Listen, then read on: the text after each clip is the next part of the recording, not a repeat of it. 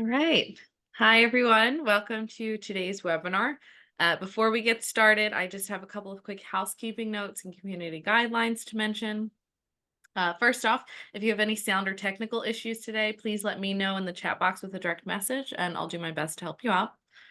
This webinar is being recorded, and the recording will be sent out to all registrants within probably the next week or so.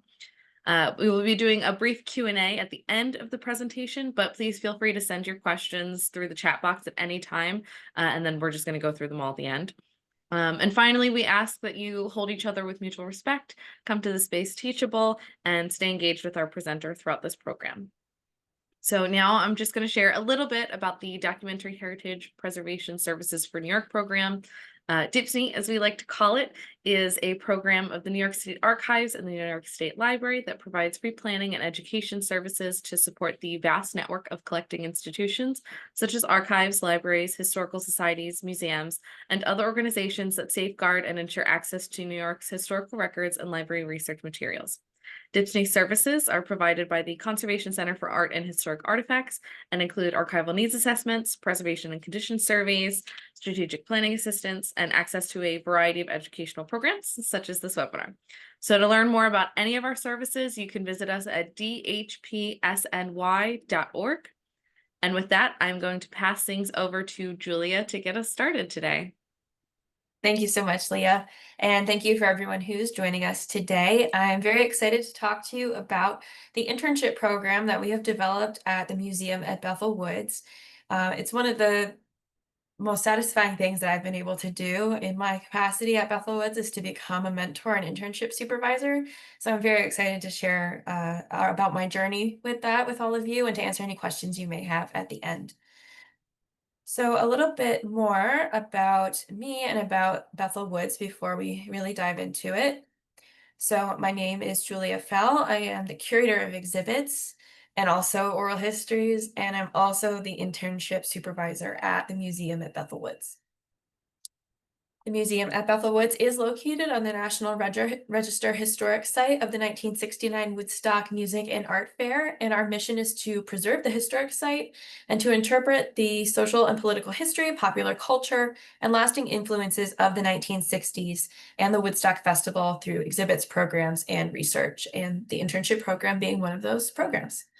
Down here at the bottom, we do have the same photo that is behind me right now of our beautiful main permanent exhibit, as well as our historic site. That's the Woodstock Festival Field and our Woodstock Monument. And one of the programs we'll be diving into pretty heavily in this presentation is our oral history program. And that is me in action during an interview. A little bit more about what we'll be seeing in the upcoming slides. I'm going to briefly go over the history of our internship program, internships by the numbers, so some statistics there about our internships and our interns, as well as some more details about our curatorial or summer internship and our remote oral history internship program. So our internship program is about as old as the museum is. We were founded in 2008. It took a few years to get the internship program off the ground, but every year since 2012, we have hosted an in-person summer intern. During the museum's development, even before we opened, there was a connection made between the staff at the museum at Bethel Woods and the Cooperstown graduate program. And so I think all of our summer interns actually, even since before my time at the museum at Bethel Woods, have come from CGP. And not so much by coincidence, but a little bit by coincidence, being a graduate of the Cooperstown graduate program myself, that relationship has really flourished and grown since I've taken over leadership of the internship program. So some statistics to look at, and as well as to illustrate how our internship program has grown tremendously over the last several years. So from about 2008 or 2012, depending on when that first intern was, until 2019, we had just one intern per year. They did 400 hours over the course of 10 weeks, a summer internship full time. And we were not yet doing oral histories, so that statistic is unavailable, basically. And then in 2020, of course, we didn't have any internships because I think we were all scrambling a little bit to figure out what we were all doing. But then we came back strong, and in 2021, we did host a summer intern as well as our very first remote interns. That was during the spring and fall semester of 2021. So we were able to host 3 internships that year. Our interns gave us a total of 580.5 hours and completed a total of 23 oral histories. So it's a big change in how we're approaching our internship program and the opportunities that were now available. And I'll dive a little bit more into how that change took place later into the presentation. In 2022, 23, and 24, you can see that those numbers have grown. So we are still offering one in-person summer internship. That's that full-time 10-week internship. But we have been able to expand our capacity with the remote internships to offer even multiple remote internships per semester.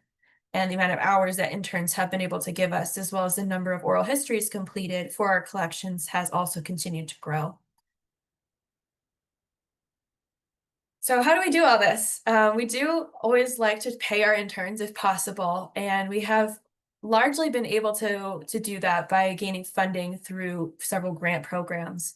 We had a grant from the John Ben Snow Foundation and Memorial Trust for several years. That was a regional grant organization in Central New York, and they signed on with us for a period of 3 years to fund interns specifically from the Cooperstown Graduate Program, which is also located in Central New York. And we were very grateful for that partnership during the period that it lasted for. Since then, we have put a budget item in applications for federal grants with both the Institute of Museum and Library Services and the National Endowment for the Humanities. We've applied for these grants to conduct larger scale oral history programming and have had our internships included in those budgets. Although, unfortunately, this year things have changed a little bit in terms of grant funding. Unfortunately, a lot of federal agencies have been slashed to the point where they are no longer offering grants. Grants that were in progress have been impacted, and the future is pretty uncertain. So unfortunately, although our program has been very strong up until this point, we've not had an intern in 2025, but we are working on how to figure out this new climate, this new culture, alternative funding sources, and just other ways of making this happen. That being said, we do definitely believe in still offering opportunities, even if they are unpaid, as long as the student is able to get some sort of academic credit or fulfill some sort of school requirement. We never want somebody to do work for us that's completely uncompensated, but as long as there's a credit requirement or an internship requirement that's being fulfilled, we will still facilitate that opportunity, which may be what we end up doing a little bit more going forward. So I wanted to talk a bit about our in-person summer internship program first. So this is the one that has been running since almost the beginning of the museum, but things have changed a little bit over the years, especially since I came on board, especially since COVID, especially since lots and lots of things have changed. So in the past, our summer curatorial internships were very focused on working within the collections, which, while a very valuable experience, especially for students who are interested in getting that targeted sort of internship experience, was not as interdisciplinary or as well-rounded as our focus was shifting into. So in recent years, we've really gone into offering a program that gets interns involved in exhibitions, public programming, and very heavily involved with our oral history programming. And again, there's just this focus that we've really moved into of an interdisciplinary internship experience. So one of the major projects that our summer interns get to work on are our exhibitions.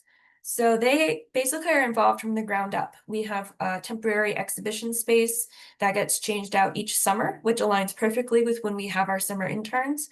They get to work on the development, design, and production of the exhibits throughout the first 8 or so weeks of their internship, and then see the installation of that exhibit during their last couple of weeks, which also coincides with our Woodstock anniversary week mid-August. So in the photos we have here, you can see on the bottom the elevations that were done by my intern last year, Deanna, and myself. We worked together to build those elevations, and she received training all along the way of how to use Adobe programs to do the elevations, panel design, mural design, And then she also helped to install this exhibit, which involved both framed pieces and wall murals. In our case, we make them out of phototext. And so that was a really fun experience with her specifically, but we've done this process with interns for the last several years. And I would love to point out also that Deanna is crouching down next to a couple of Woodstock staff members, including Otis, who is a dog, but very important nonetheless. We also get our interns involved in public programming with an emphasis on the Woodstock Anniversary Week, which, as I mentioned, typically falls within the last week or so of an intern's time with us. So again, this is Deanna, who is my intern this past summer in 2024. She met with a lot of different Woodstock alumni who were coming back to visit our site. And was involved with us every step of the way as we went out to the woods to learn more about our historic site from the people who were there. We did some planned public programming in our special exhibit spaces, including the one that we looked at on the last slide. And we got to hang out with all of the Woodstock staff members who are still with us and who tend to visit us during that week. So Deanna really got to take part in a living history experience there. And that is something that happens annually and that our interns do get to be a part of each year. And then the last thing I'm going to talk about our summer internships is the oral histories. So our interns get a really in-depth hands-on experience conducting oral histories, both at the site in our museum, as well as during pop-up programming when that's available. Just a little bit about the pop-up programming. The museum at Bethel Woods since 2022 has been taking our gear on the road and performing oral history programming in different cities around the country with the philosophy of meeting people where they are. And that's been a very successful program. That's what has enabled us to be awarded these federal grants that have also supported the internships. And whenever possible, we have gotten our interns involved in that work. So on the bottom, we have my intern from 2022, Amelia, who is interviewing a Woodstock alumni at our Woodstock Monument. So that was a pop-up program that took place on our site. And that's something that we've done annually. It's a great way for us to connect with people who may not feel comfortable or interested in coming into the museum building that have still made their pilgrimage to the site. That was one of the ways we piloted the pop-up program as well. So Amelia was actually with us during our first year of doing that pop-up program and was able to help contribute to and participate in developing that program. And then we also have Ethan, who's showing off some fashion sense that helped him connect with our storytellers in Boston at a very successful pop-up that we held last year. And you'll see Ethan a lot throughout the presentation. One of the great successes of both our summer internships and our remote internships is that some of our interns have wanted to come back for more. And Ethan actually did several internship terms with us. So I'm going to shift now to talking about our remote oral history internships and how this program came about and was developed. So 2020 comes, COVID comes. It definitely presented us all with a lot of challenges, but this was a huge opportunity to rethink how we did things and what offerings we had for our audience. And that's our public audience, as well as our smaller audience of young people that we would like to develop and provide opportunities for.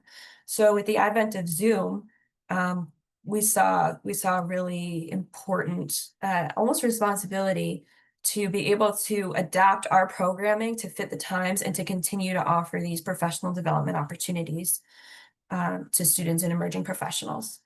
So Zoom being so user-friendly and so widely available has just made that so much easier. And it's expanded quite a bit beyond just the needs of the pandemic era. So the museum started to conduct oral histories by Zoom even before we expanded this out into interns.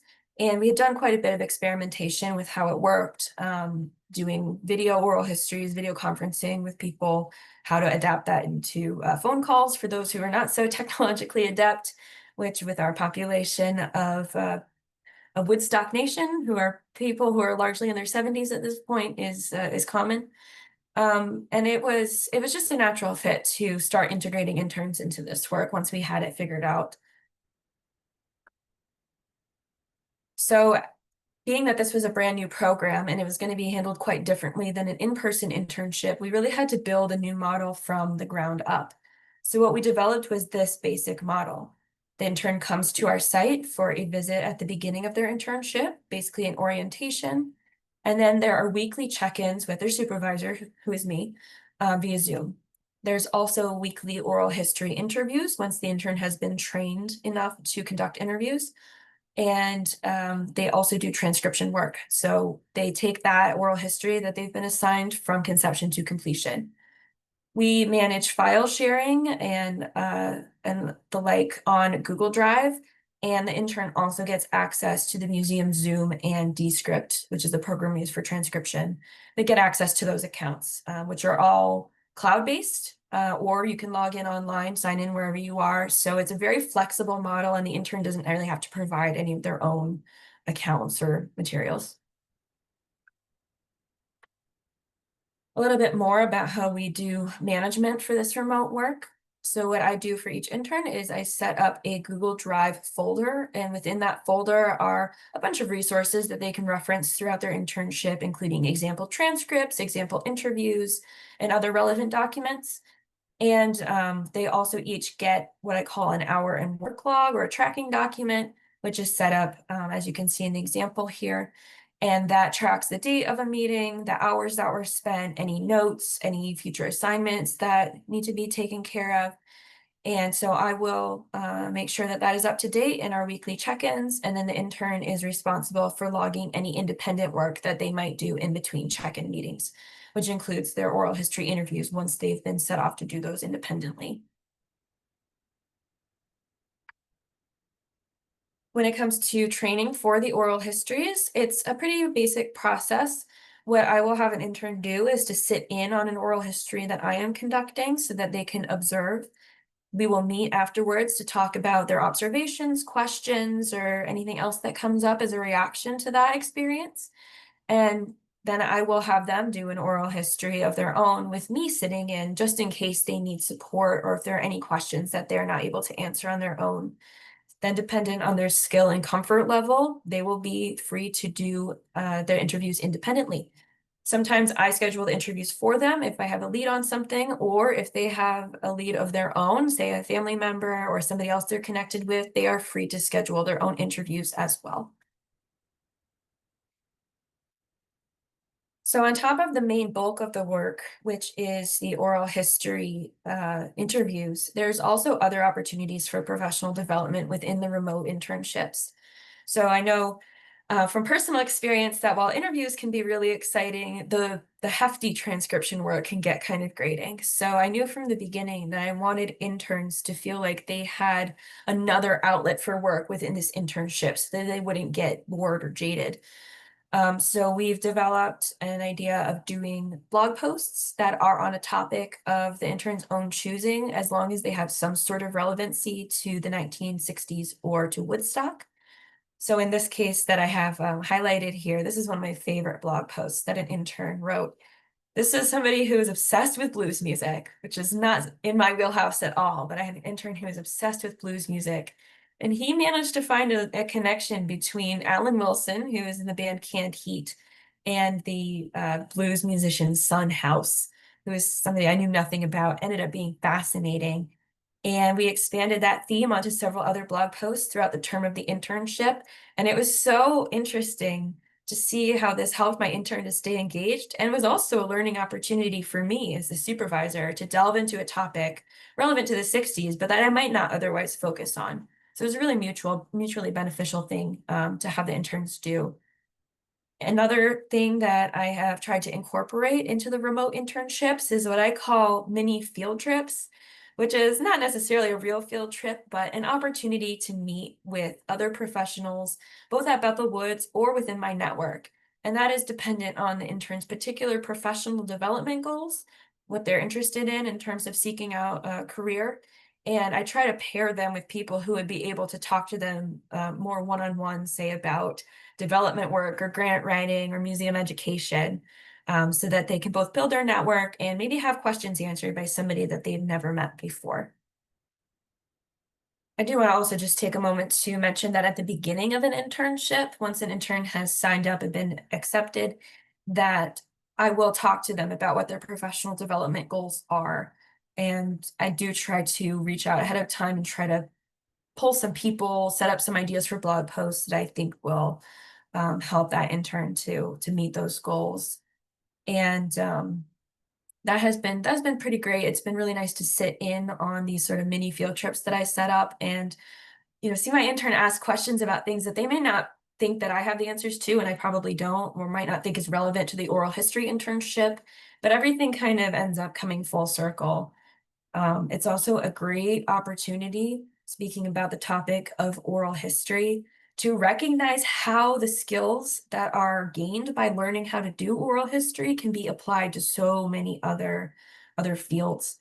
For example, I've had a lot of interns actually who are development focused, and what we've talked about a lot during their internships is that learning how to listen actively, how to talk to people, how to figure out what makes them tick during an interview can also come in handy when you are trying to court a prospect for a fundraiser or to become a donor. So being able to offer these internships to a variety of different types of students who might not want to commit to an in-person internship, but are willing to take a chance on a remote one has been really rewarding in multiple ways. One of the other management tools that I use for the remote internships is a review exercise. And I do this at the midpoint of an internship as well as at the end. And this is to ensure that interns are feeling heard, especially because with remote work, you may not be connecting on a daily basis the same way you would with an in-person colleague or intern. So the model that I have used for that is actually something that I picked up from a program that I did with the Museum Association of New York, and that is the rosebud and thorn model, or basically a success, an opportunity, and a struggle. So like a rose is something that you felt really good about, a success. A thorn is something that maybe isn't working out for you real well and we'll work together to address. And a bud is an opportunity that you're excited for. So using this model, I check in at the midpoint of an internship, try to make any adjustments that will help an intern feel like the work is going better for them. And then I'll also do it at the end to see, what we were able to improve on. And if there was anything that was still a struggle that I can still work to improve on in a subsequent internship. So using that same model, I'm going to take a few moments to talk about the remote oral history internship program and the successes, struggles, and opportunities that it has presented. So, I mean, an immediate success is that it increases the museum's capacity. I mean, that's a win for us to have more people trained in the work that we're doing and contributing to it. I'll also mention that this might fit as more of an opportunity, but having a group of well-trained, capable individuals out in the museum field who we can come back to and ask for help or just connect with again in the future to see how things are going for them, if they have any insights, that is, always going to be beneficial. It's a network builder. Of course, the internship program also fulfills internship requirements through many schools and helps students to develop their own professional goals as they continue on in their career journeys. We've continued to build strong relationships with CGP, the Cooperstown Graduate Program, as well as other partnerships. I haven't really mentioned it in specifically because most of our interns have come from the Cooperstown program, but it is not an exclusive relationship, and we are definitely open to having interns from other programs. I have had an intern actually all the way from California at Cal Arts, and we have also worked with a student from Syracuse. We are looking at doing an internship in the coming semester with a student from Vermont as well. So it's exciting to see how this program has blossomed beyond that original partnership, and very excited to keep that door open. Another success that's been just so inspiring to see is the opportunity for interns to participate at state and national conferences. We have had interns present with us on the oral history program at both Manny and AAM. And that's Ethan again, you'll see down there, who is interviewing somebody about their Woodstock connection as part of our AAM presentation last year. So that was really wonderful to get to take Ethan to the national conference that he probably would have otherwise not had an opportunity to visit. There are, of course, going to be some struggles with the remote work, technology glitches being among them. I don't know if anyone in the audience today has experience using the Descript or Descript program for oral history transcription. It's a wonderful tool, but it has its own personality. And although we haven't found a better tool, it can be a little bit of a struggle. So, just learning how to use these programs as well as the usual glitches you get from meeting with people remote on a regular basis, of course, will occur. There can be a lack of face-to-face connection as well, although doing the weekly check-in has proved to be really successful. I think it's important, even though sometimes, people's schedules get busy or whatever, to still really try to hold to that weekly check-in meeting. And allow some time for chit chat and get to know you as well as the work. One other thing that I do try to remedy with some of those like mini field trips, for example, is that remote interns do get less of an opportunity to work with the entire museum team as they're really just meeting with me on a weekly basis. So it is a little bit more of an isolated experience, but try to, through their orientation visit, if they're interested in having any subsequent site visits and through those mini field trips to deal with that as well as possible. And it is just a less hands-on internship. A contrast between the experience that a summer intern will get with oral history versus the remote intern is a summer intern will learn how to use our filming and audio equipment. And the remote intern will pretty much just be doing the remote recorded Zoom interviews. Although if an intern is interested in coming to the site and trying to schedule an in-person interview so that they can gain those skills, we will always do our best to accommodate that. So there are also some really great opportunities that have arisen from the remote oral history internship program. For students, it is a really, it's accessible. We are located, the museum at Bethel Woods is in a pretty rural area, and we are just, in one place. So the ability to offer internships to people from different locations, whether it's Cooperstown, which is about an hour and a half to 2 hours away from us, or like I said, all the way to California, where I hosted an intern a few years ago. This remote opportunity has allowed us to connect with people who maybe otherwise wouldn't be able to commit to coming in person regularly to do the work. And again, it expands our capacity in the museum. It's been so wonderful to see that the numbers reflect what I feel to be the success of the program, and to realize that interns have contributed so many hours to our work and through our check-in process, through our review process, to know that that work is meaningful to them as well as beneficial for us. And we also, again, have this opportunity to build a professional network, not just myself with all my interns, but my interns with each other.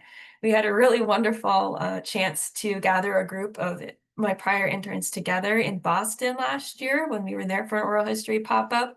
So featured there is Ethan, who's come up a couple of times, who did both an in-person and remote internship, Shaya, who was our summer intern in 2021, and David, who was my very first remote intern in the I think it was the spring of 2021. So getting together with all of them and just reminiscing about their experiences and whatnot was wonderful, and reinforcing those relationships was also just really successful. So as I begin to wrap up here, I just want to conclude by saying that the museum at Bethel Woods is committed to providing hands-on interdisciplinary work opportunities to students and emerging professionals. And that is meaningful to us, not only because it fulfills some of our mission, but also because we're very proud to bring the spirit of Woodstock to life by showing specifically young people just what they can accomplish. So with that, I'm gonna wrap this up, but I just want to say a big thank you to everybody who has joined me today, and I welcome your questions.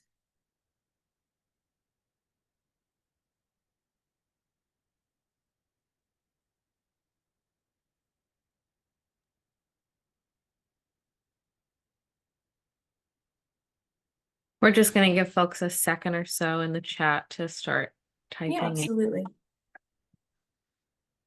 I realized I fit that whole presentation into just about 30 minutes, so I know I squished a lot into a short period of time.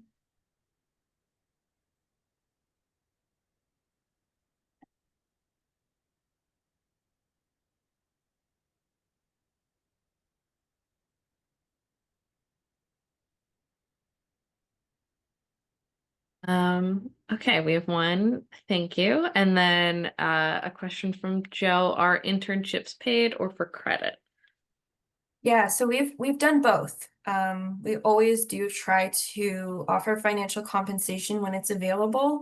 That has been one of the struggles of both the in-person and the remote interns, especially, just as the political climate has changed and funding sources have dried up, is that we can't always offer pay. But we do always try to make sure that the student is getting at least academic credit for their work. I think we would not even allow for an intern to work for us without getting some sort of fair compensation for what they're doing.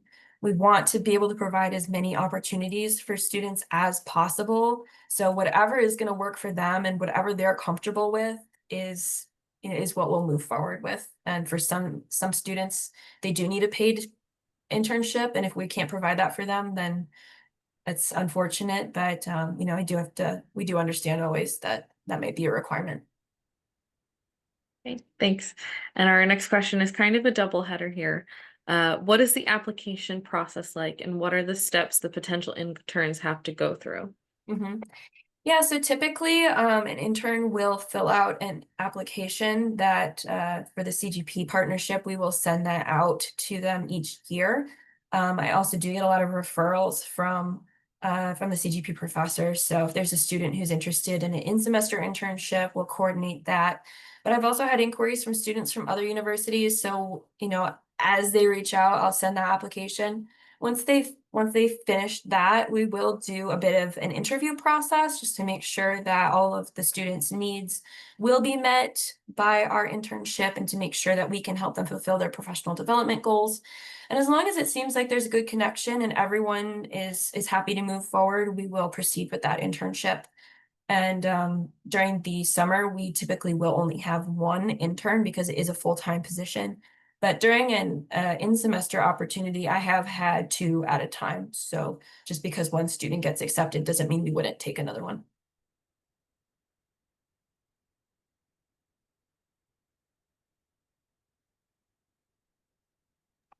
Sorry, I forgot I muted myself. So I'm not seeing any more questions, but I guess we should just give folks another moment in case they're still typing. Do you have any closing remarks, final comments that you want to share with the group before we start wrapping up? Yeah, I mean, I'm just very grateful to have the opportunity to present at a DIPSNY program. It's been a really great relationship. I mean, I can expand on how I got connected with DIPSNY.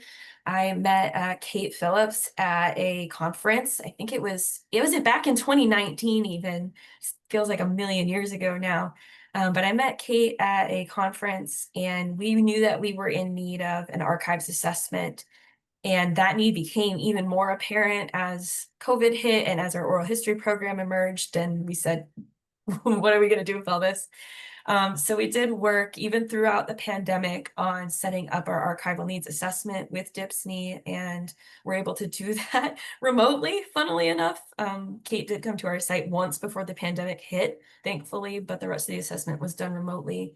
Everyone at DIPSNY was so wonderful throughout that whole process, even though we were all floundering a little bit.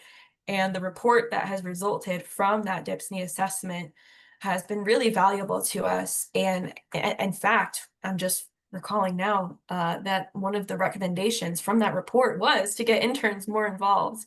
So we definitely took that recommendation and have flown with it. Great. I'm glad that our services were helpful. Yeah, absolutely. And it's been wonderful to just keep in touch through newsletters and meeting up with DIPSNY representatives at conferences and such, just to keep that relationship going. Mhm. It's been a really great ride. Great. So we do have a little more activity in the chat now. So this one is, what factors did you consider when selecting your transcription software, and have you found it works well with multiple users across time zones? I don't know if Um, that's Okay, yeah, I'll try to answer that best I can. I found out about Descript from a friend of mine actually who was doing a podcast and was looking for a software that she could use for editing her podcast, but that would also provide transcription services for accessibility reasons. And as she was telling me about that, I was like, oh my gosh, we just started doing oral histories and I've been doing them by hand. So that would be amazing. And based on that recommendation, we tried out the free version of Descript and found it to be really effective. I did mention that it has some glitches. That software is constantly updating, which I think is a great thing. The developers of Descript are really on top of trying to always make the product better. And especially in the last several years, they've incorporated AI even more into the process. So aside from the actual AI transcription, there are even more tools available now. So although it can be a little bit of a challenge to get used to and things change on you here and there, I think it is all for the greater good. And I have been pretty successful, even though we've hit some roadblocks and stumbling blocks here and there, with getting people trained up on it. It is also cloud-based, which makes ease of access to the program really great for these remote opportunities.